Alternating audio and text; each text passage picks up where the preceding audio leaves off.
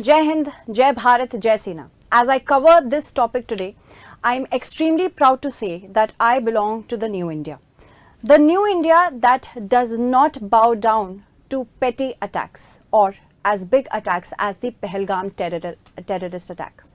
Now, if I talk about Operation Sindoor, अगर हम Operation Sindoor की बात करें, इस नाम में ही साफ साफ कारण छुपा है कि इस ऑपरेशन को करने के पीछे भारत की क्या मंशा थी. What was the intent behind this operation? This name has been given by the Prime Minister of India, and it of course tells us that the 22nd April Pahalgam terror attack has a lot to do with this entire operation. जब 22 अप्रैल 2025 को एक बहुत बड़ी दुर्घटना पहलगाम के बैसारन में हुई थी, तब साफ साफ टेररिस्ट ने एक जेनोसाइड किया था. धर्म के आधार पर, on the basis of religion, they asked what are you a Hindu और अ नॉन मुस्लिम और something like that, and they killed these people on the basis of their religion. And they also said that we are not going to kill the women. हम महिलाओं को नहीं मारेंगे, जाओ जाके मोदी से बोल दो. These were the words. And what did they do? They told Modi, and eventually we had to look out for Operation Sindoor. This name is extremely powerful because the way our men were treated, Indians were treated, Hindu men were treated by the terrorists. They wanted to create a division within the country as well, and this was an attack on the sovereignty of India. ये एक बहुत बड़ा attack था sovereignty of India पे. तो इसी के बारे में आज हम अच्छे से बात करेंगे, समझेंगे कि एग्जैक्टली कहाँ ये ऑपरेशन हुआ है, किस लिए ये ऑपरेशन हुआ है, एग्जैक्टली किस तरह के मिसाइल्स, वेपन्स, सिस्टम्स यूज़ किए गए थे, और अभी पाकिस्तान क्या कह रहा है. Operation Sindoor took place in specifically 9 different locations, 4 of which were in Pakistan occupied, illegally occupied Kashmir, and 5 of them were in POK and 4 of them were in Pakistan. 70 kilometre से भी ज़्यादा पाकिस्तान के अंदर हम रफ़ाले लेके घुस गए और पाकिस्तान की सेना सो रही थी. हालांकि कुछ लोगों का मानना है, इनफैक्ट पाकिस्तान का मानना है कि उन्होंने कुछ एयरक्राफ्ट्स को डाउन भी किया है. इसके बारे में कुछ रिपोर्ट्स भी हैं. We will discuss that as well. As you can see, specifically in Pakistan if we talk about Bahawalpur, जो कि बहुत भीतर है, राजस्थान से सटा हुआ है, आप देख सकते हैं पंजाब के भी पास है. यहाँ पे भी एक बहुत बड़ा ऑपरेशन किया गया था. इसके बाद मुरिदके, सियालकोट, ये तो पाकिस्तान के काफ़ी भीतर है, और चक आमरू बॉर्डर पे है.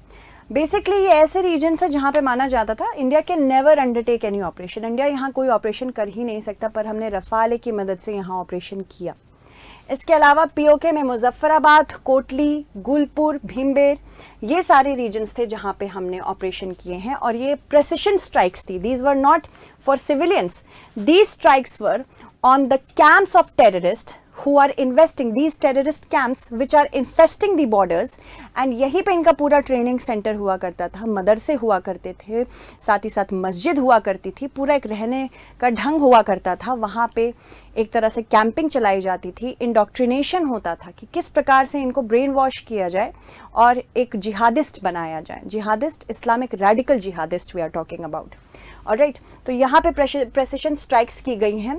हमारे सूत्रों का मानना है, इंडियन गवर्नमेंट ऑफिशियल्स और प्रेस ब्रीफिंग में भी हाल ही में बताया गया है कि 90 से अधिक टेररिस्ट इसमें मारे गए हैं. पाकिस्तान का कहना है कि 26 नागरिक मारे गए हैं और काफ़ी सारे नागरिकों को भारत ने घायल किया है.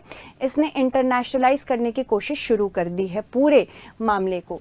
तो यहाँ पे अभी कुछ समय पहले ही बताया गया है कि 3 Indian jets have crashed in Jammu and Kashmir, Akhnoor, Ramban and Pampore. ये कुछ लोकल्स ने भी बताया है, हालांकि गवर्नमेंट ऑफिशियल ने हिंदू को बताया है. ये मैंने आपके लिए सोर्सेज भी दे दिए हैं. इसके अलावा जो प्रेस ब्रीफिंग हुई थी, ये भी एक बहुत बड़ा मैसेज गया है, सिर्फ पूरी दुनिया को नहीं, सिर्फ पाकिस्तान को नहीं, और भारत के अंदर भी जो लोग छुपे हैं और डिवाइड करने की कोशिश कर रहे हैं. 2 वुमेन ब्रीफर्स रही हैं. ये इंडियन नेवी, इंडियन आर्मी और इंडियन एयरफोर्स, तीनों का एक संयुक्त ऑपरेशन था, coordinated operation it was, and that is why 3 heads have been present in this briefing. So Colonel Sofia Qureshi, Vikram Misri, and of course Vyomika Singh ma'am. All these have represented how India stands unified, and Operation Sindoor is all about women right now. So we are of course going to laud the government. The government is trying to send a message which is very clear and very sharp. Don't divide us on the basis of religion. Don't divide us on the basis of gender. We stand united, and we stand united against terrorism. If there is anything that you are going to do against India, you will definitely get a taste of your own medicine. ये आज का भारत है जिसके पास इतनी ज़्यादा कुवत है कि पूरा इंटरनेशनल ऑर्डर इसके साथ खड़ा है. ये आज का भारत है जो कि 2025 में चौथी सबसे बड़ी इकोनॉमी बनने जा रहा है. We are going to become the fourth largest economy in the world. Right now we are going to overtake Japan, and by the year 2027 we are going to become a $5 trillion economy. So this is not an India of 1990s. This is an India which is not going to bow down. It is an India, it is the India which is going to retaliate. So you better think about it. In this press briefing only it was told कि कैसे पहलगाम के terrorist attack से पहले parliament का terrorist attack हो, चाहे 26/11 का attack हो, भारत ने उस समय कुछ नहीं किया. भारत में पुलवामा के अटैक के लिए बालाकोट स्ट्राइक कराई थी, पर उसके बाद से भारत लगातार अपने आप, पुलवामा अटैक उससे पहले बालाकोट स्ट्राइक कराई थी, भारत लगातार अपने आप को बेटर करता जा रहा है डिफेंस में. So this is the new India guys. Apart from that, what kind of missiles and what kind of ammunitions were use, let's look at it. सबसे पहले हम स्कैल्प की बात करते हैं. We are going to talk about this meme as well. SCALP के बारे में हम बात करते हैं. दैट वॉज स्कैल्प, ये स्कैल्प है, ठीक है. So what is SCALP actually? This is a missile which is also known as storm shadow. इसको स्टॉर्म शैडो कहा जाता है. ये एक लॉन्ग रेंज की एयर लॉन्च क्रूज मिसाइल है और इसकी रेंज 250 किलोमीटर से अधिक है और ये डीप स्ट्राइक कैपेबिलिटीज के लिए है.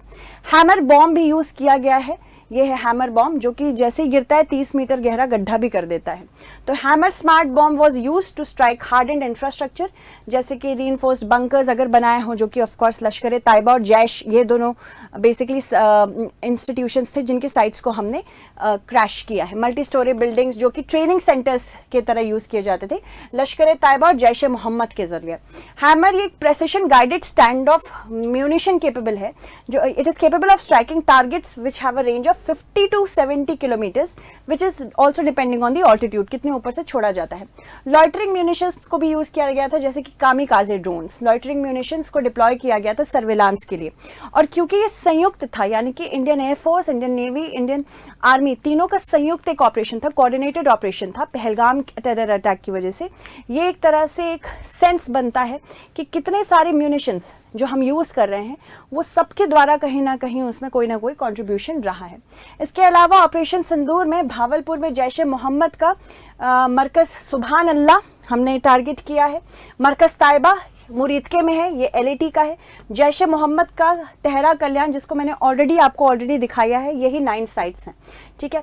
मैप में भी प्रेजेंट किया गया है जो प्रेस ब्रीफिंग है कि कहाँ कहाँ ऐसे हमने स्ट्राइक्स किए हैं, तो ये आपको याद होनी चाहिए. क्वेश्चंस पूछे जा सकते हैं. Now if you look at this the map, flight radar map of India, आप देख सकते हैं ये सेंसिटिव एरियाज है. गुजरात, राजस्थान, पंजाब, हरियाणा, हिमाचल प्रदेश, जम्मू कश्मीर में कोई भी फ्लाइट्स नहीं जा रही है. बाकी फ्लाइट्स डाइवर्टेड है क्योंकि इस समय बहुत टेंशन है, because Pakistan is going to retaliate, because Pakistan को का पूरा जो कंट्रोल है वो सेना के हाथ में है और सेना नहीं चाहती है वहाँ के लोगों का भला.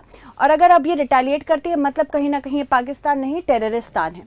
सो आई होप आपको एक शॉर्ट ब्रीफिंग में समझ में आ गया हो what is operation Sindoor, why it was needed and why we should be proud of our new India.